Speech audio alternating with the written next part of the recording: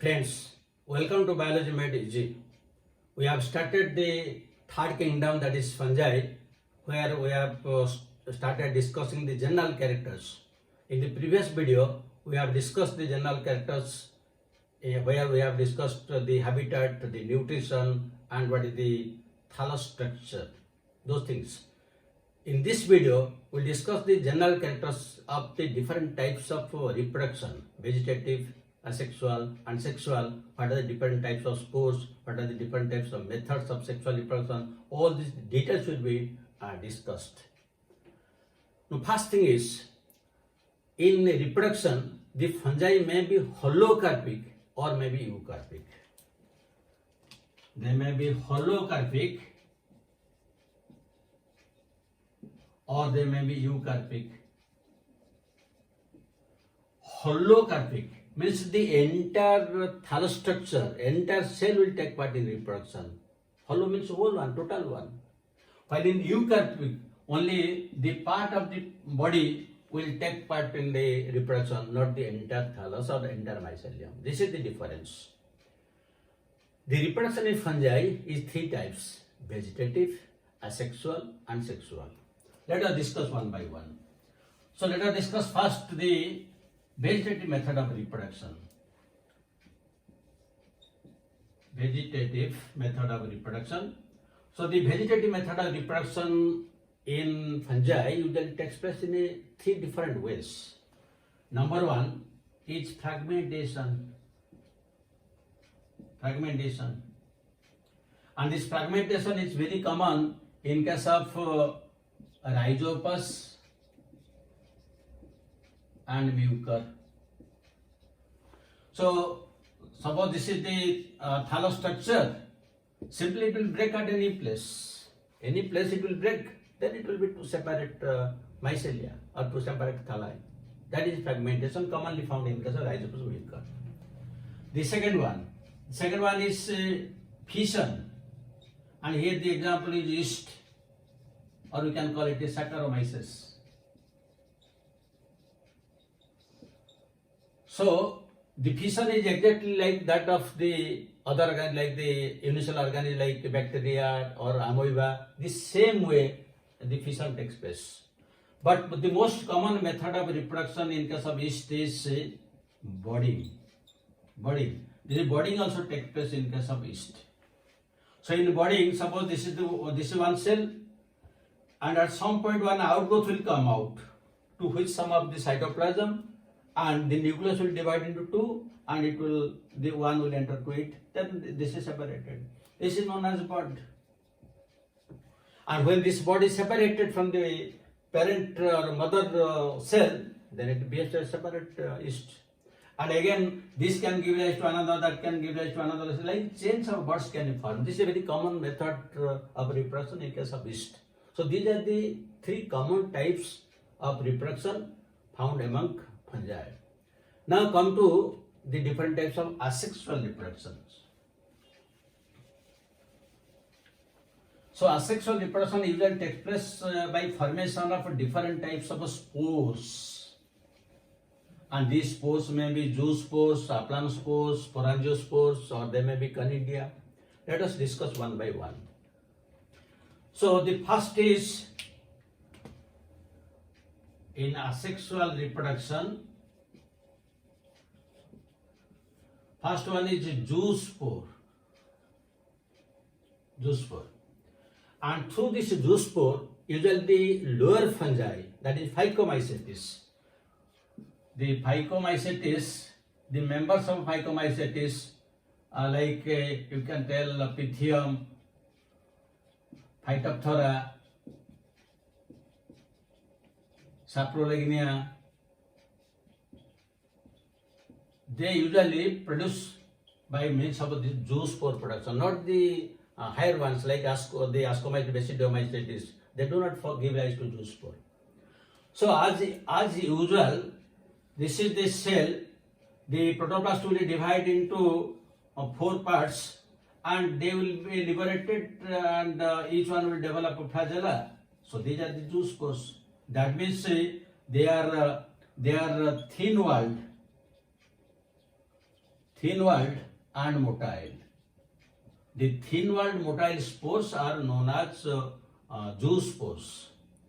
And since these are dividing as a result of a mitosis, we can call them as also mitospores. We can tell as mitospores because all these asexual reproduction takes place through mitosis. So one of the mitospores is zoospore, and these are commonly found in case of Pythium, Phytophthora, and Saprolegnia. In case of Saprolegnia, there is one interesting thing. Two types of spores are found in case of Saprolegnia. One type of spore is pure set or pyriform. Pyriform pure set. This is known as primary zoospore. There is another type which is kidney set and the flagella are developing laterally. So this is a kidney set and this is known as secondary zoospore. And both these types of zoospores are found in Saprolegnia, primary and secondary. So the formation of these two types of zoospores is known as a diplanetism. Diplanetism. It is one of the important phenomena in Saprolegnia.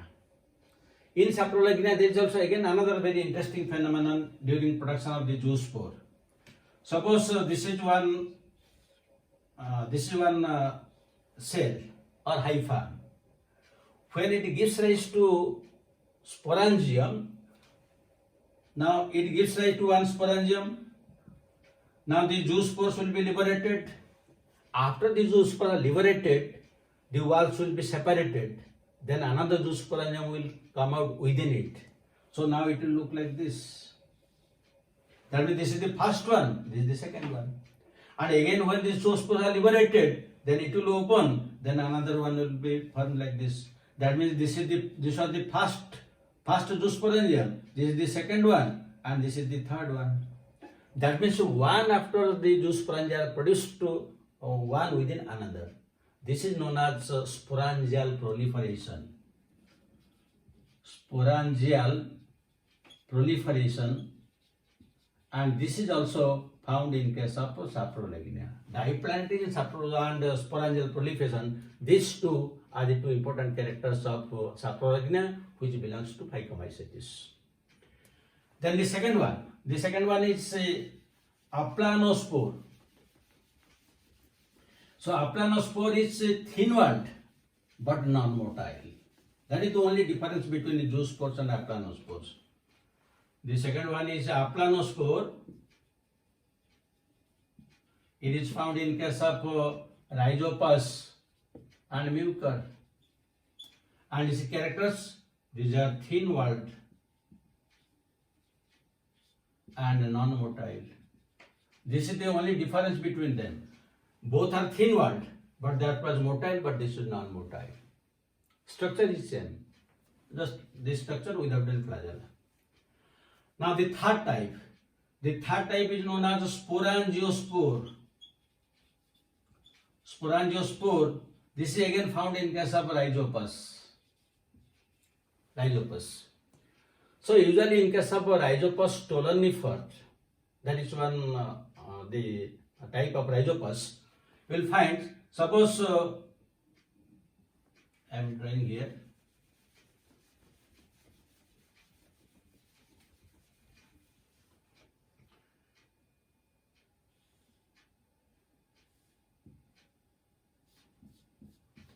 These are the hyphae present inside. This looks like a stolon. From this one, erect structure will come out. Erect structure. And from to this erect structure, some amount of cytoplasm and nuclei will enter.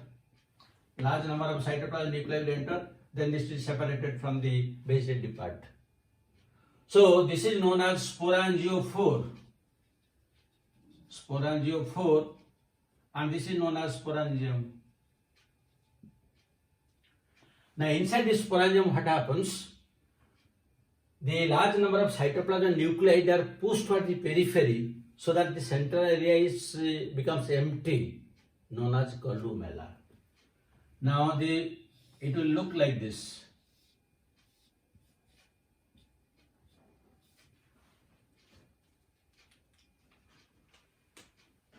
Now the central space, this will be empty. This is known as columella. And these are the nuclei which are pushed at the periphery. Now, when at this time the entire sporangium and the spores look very black in color. Now, the wall formation will take place enclosing more than 2 nuclei. Inside each there will be 2 to 10 nuclei are usually there. So these are usually known as sporangiospores. These are the sporangiospores, and the sporangiospores are multinucleate. Now when the sporangiospores will be liberated, they will give rise to the original thallus structure, because it is also sinusoidal or multinucleate. So this is again very important question. Sporangiospores are uninucleate or multinucleate. That is important. So this is commonly found in case of rhizopus. Then another type of asexual reproduction is formation of a conidia. And conidia is found in most of the fungi. Even in deuteromycete you will find, also in ascomycete that is found. So the fourth type is conidia. This is commonly found in case of ascomycetes.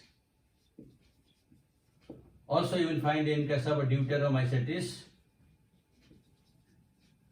But here I will discuss the structure of conidia in case of the penicillium.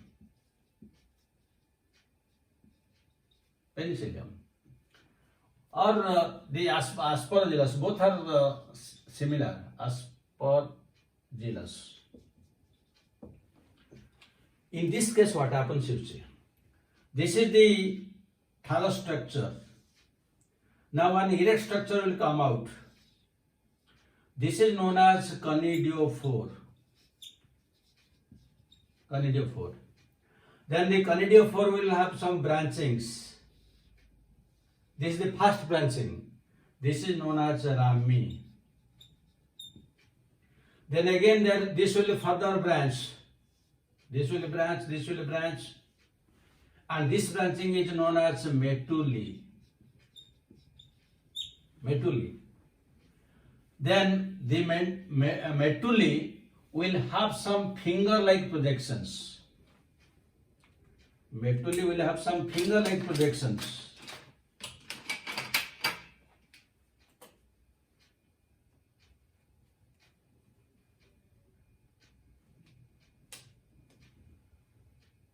Finger-like projections like this.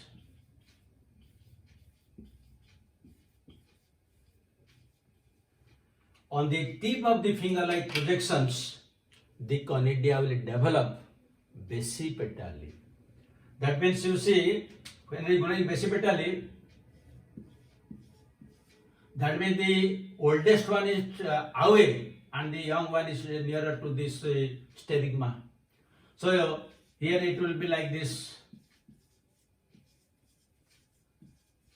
So many conidia are formed in this method.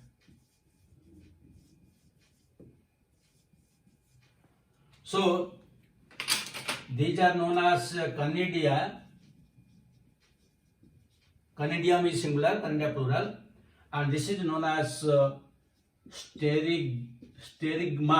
Sterigma is singular. In plural it will be sterigmata, or it is also known as phyalite. Phyalite singular, plural will be phyalites. That means this is the thallus structure. From the thallus, the erect body is known as conidiophore, and conidiophore is branched. First branch is known as rami. Again it is branched. Second branch is known as metulae. From the tips of metulae, the finger-like projections come out, known as sterigmata or phyalites, on which the conidia are born. This basipetally. Now the whole structure looks like a broom. It looks like a broom. broom-shaped conidiophore. This diagram itself is very important because sometimes the diagram will be there and these labelings will be A, B, C, D. You have to identify which one is what. So that is very important. So this is about the different types of asexual reproduction. Let us discuss the sexual reproduction.